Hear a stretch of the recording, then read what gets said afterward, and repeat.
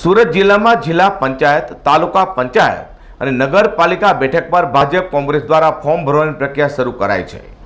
બારડોલી તાલુકામાં આવતા જિલ્લા પંચાયતની 5 બેઠકોના ફોર્મ ભરાયા છે।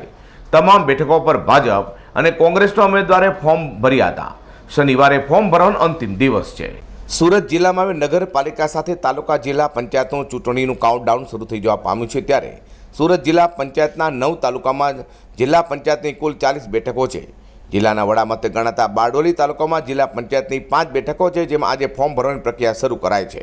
તેમાં ચર્ચાસ્પદ બનેલા વાંકાનેર જિલ્લા પંચાયત બેઠક પર ભાજપમાંથી જિલ્લા મહામંત્રી ભાવેશ પટેલે કેબિનેટ મંત્રી ઈશ્વર પરમારની અધ્યક્ષતામાં ઉમેદવારી કરી હતી।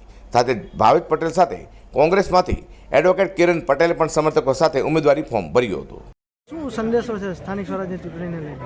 સ્થાનિક સ્વરાજ્યની ચૂંટણીમાં આજ રોજ સુરત જિલ્લાના બારડોલી તાલુકા પંચાયત ખાતે બારડોલી તાલુકામાં આવતી 5 જિલ્લા પંચાયત વાંકાનેર, વરાળ, બાબેન, સુરાલી અને કડોદ એમ 5 જિલ્લા પંચાયતોના ફોર્મ અત્યારે બારડોલી તાલુકા પંચાયત ખાતે ભરાયા છે।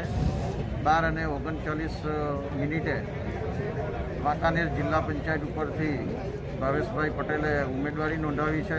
સાથે 5 ઉમેદવારોએ આજે જિલ્લા પંચાયતમાં ઉમેદવારી નોંધાવી છે। ત્યારે ભારતીય જનતા પાર્ટી લાંબા સમયથી સત્તા પર છે અને સત્તા થકી પ્રજાની સેવા કરે છે। ત્યારે સમગ્ર સુરત જિલ્લામાં જે 2015માં પરિણામો આવ્યા હતા એના કરતાં પણ સરસ, સુંદર અને પ્રચંડ બહુમતીથી ભારતીય જનતા પાર્ટીનો વિજય થશે।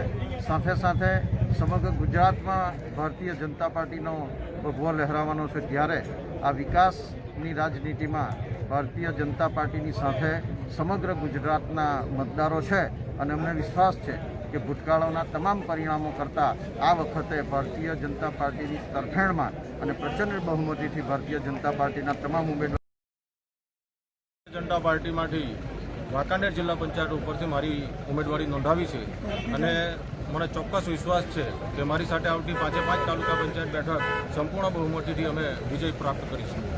જીત લગભગ 3,000 મતથી જીત થશે। સ્થાનિક સ્વરાજ્યની ચૂંટણીની વાત કરીએ તો બારડોલી નગર તાલુકા પંચાયતમાં ભાજપનું શાસન રહ્યું છે અને જિલ્લા પંચાયતની 5 બેઠકો પરથી 3 બેઠક ભાજપ પાસે ગત ટર્મમાં હતી। આ વખતે પણ ભગવો લહેરાવાનો આશાવાદ રાજ્ય સરકારના કેબિનેટ મંત્રી ઈશ્વર પરમારે વ્યક્ત કર્યો હતો।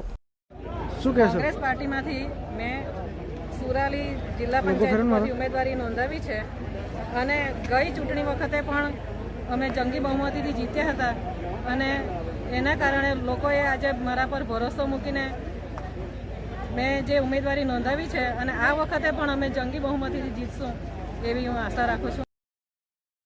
જિલ્લા પંચાયતની બેઠકોની વાત કરીએ તો વાંકાનેર બેઠક સાથે વરાર બેઠક પર ભાજપમાંથી રોશન પટેલ, જ્યારે સામે પાસે કોંગ્રેસમાંથી વર્તમાન સભ્ય અનિલ પટેલે ઉમેદવારી કરી હતી। જ્યારે સુરાલી બેઠક પરથી જિલ્લા ભાજપ કિસાન મોરચાના અધ્યક્ષ જીતેન્દ્ર પટેલ સામે કોંગ્રેસમાંથી વર્તમાન સભ્ય મીનાબેન ચૌધરીએ ઉમેદવારી કરી છે। તેમજ કડોદ બેઠક પર ભાજપમાંથી દીપિકાબેન પટેલે ફોર્મ ભર્યું હતું। Yasser Kagzi, G10 news, Bardoli.